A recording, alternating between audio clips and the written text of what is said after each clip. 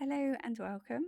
In this video, we are going to examine the forces acting on objects inside accelerating lifts. In the first example, we have a penguin of mass 20 kilograms inside a lift which has a mass of 500 kilograms. The tension in the cable of 5,500 newtons makes the lift accelerate in the upwards direction. The combined weight force acting downwards will be the total mass of 520 kilograms multiplied by the acceleration due to gravity g. And therefore the resultant force will be equal to 5,500 newtons minus 520 multiplied by 9.8, which we can calculate 5,500 minus 520 multiplied by 9.8 is equal to 408 newtons. And by Newton's second law, F equals ma, we can equate the resultant force to the total mass of the system multiplied by its acceleration. And rearranging, we have that the acceleration will equal the resultant force, 404 newtons, divided by the total mass, 520 kilograms, which we can type into our calculator to show that the acceleration will be equal to 0.78 meters per second squared.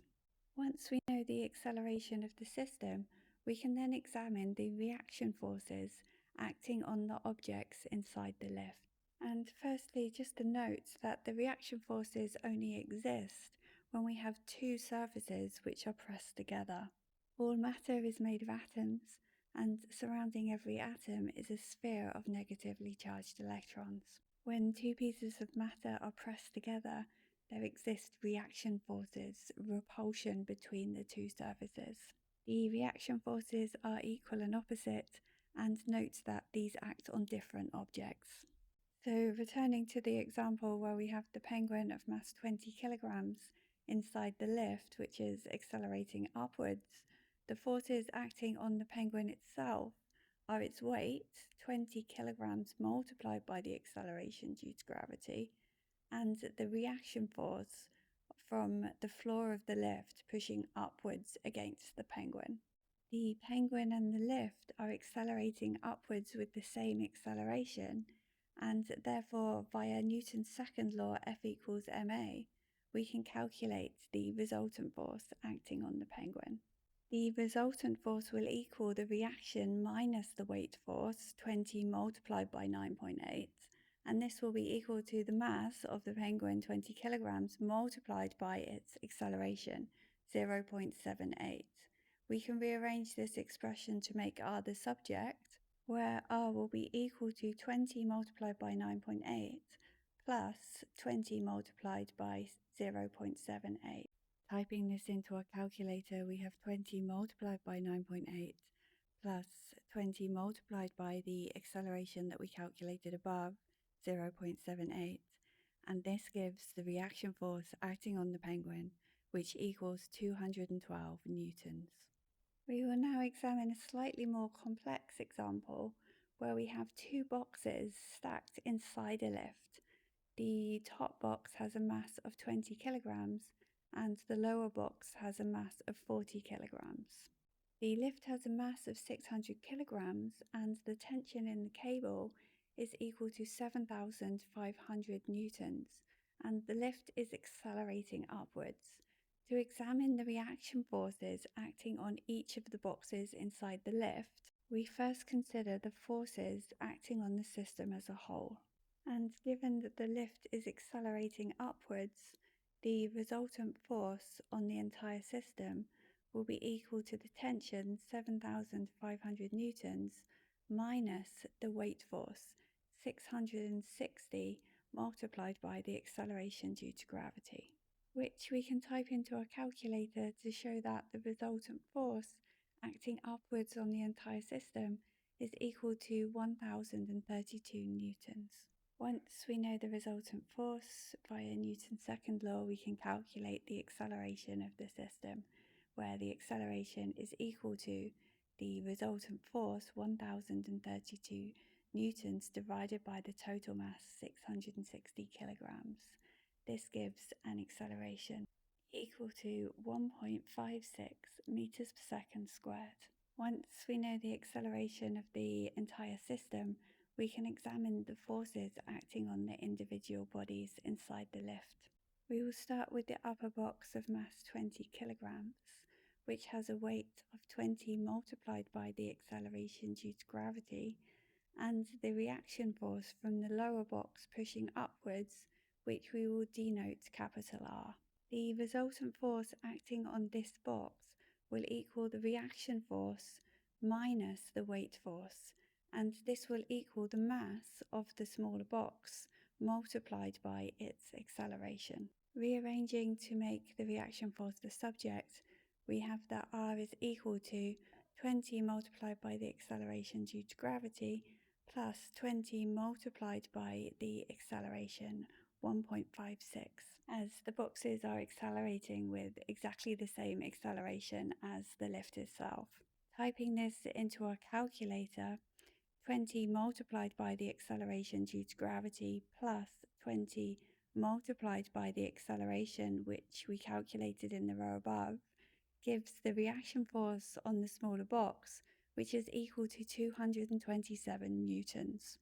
We can now consider the forces acting on the lower box. Firstly, the weight force of the larger box, 40 kilograms multiplied by the acceleration due to gravity. There is then the reaction force from the top box M1 pressing down against the lower box M2. This is exactly equal and opposite to the reaction force that we calculated previously from the lower box pushing up against M1. And just to note that if the lift was stationary, then this force would equal the weight of M1. However, as the lift is accelerating upwards, the force of M1 pressing down on M2 is increased and equal to the reaction force that we calculated, 227 newtons.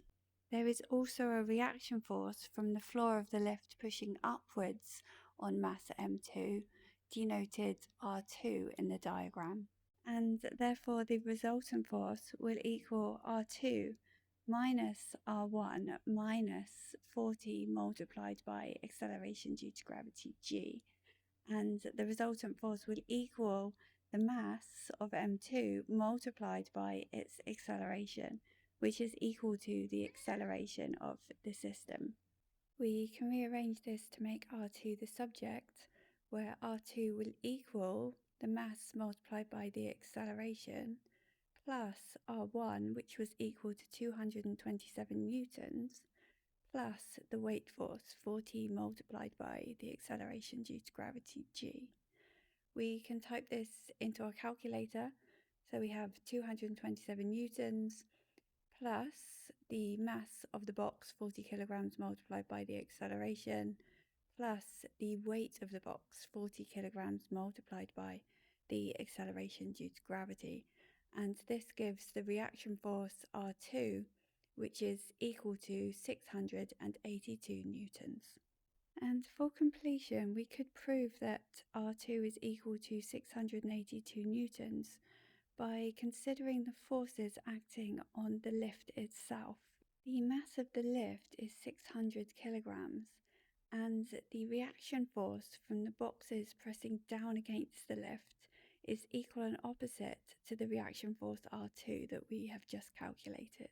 We can prove this via F equals ma, where the resultant force on the lift will equal the tension in the cable, 7,500 newtons, minus the weight of the lift, which is 600 kilograms multiplied by the acceleration due to gravity, minus the reaction force R2. And this will equal the mass of the lift, 600 kilograms, multiplied by the acceleration, which is that of the system, 1.56 meters per second squared. This we can rearrange to make R2 the subject. Therefore, R2 is equal to 7,500 minus 600 multiplied by 9.8 minus 600 multiplied by 1.56, which we can type into Desmos scientific calculator 7,500 minus 600 multiplied by 9.8 minus 600 multiplied by the acceleration of the system, 1.56.